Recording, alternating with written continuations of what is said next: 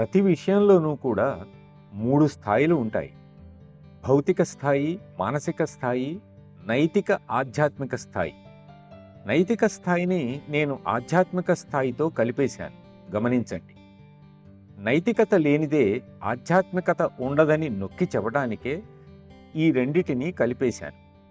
బాలాజీ దీన్ని మొట్టమొదటగా చెప్పారు. మనం చేసే ప్రతి పనిలోనూ ఈ 3 స్థాయిలు ఉంటాయి. తినటం కానియండి, వైవాహిక జీవితం కానియండి, లేక ఆధ్యాత్మిక జీవనం కానియండి. భౌతిక సంతృప్తి కోసం అతిగా తినవచ్చు. ఆరోగ్య నిమిత్తమై తెలివిగా తినవచ్చు. ఆధ్యాత్మికంగా గురుదేవుల నిరంతర స్మరణలో మనం తింటున్నదేమిటో కూడా తెలియకుండా తినవచ్చు.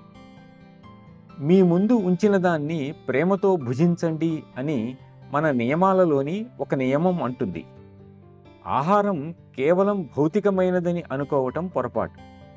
ఆహారం పట్ల మనకున్న భౌతిక వైఖరే దానిని భౌతికంగా తయారు చేస్తున్నది.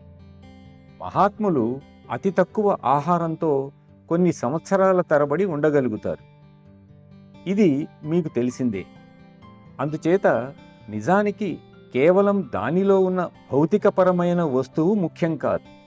ఏ దృక్పథంతో మనం దానిని తింటున్నాం అన్నది ముఖ్యం.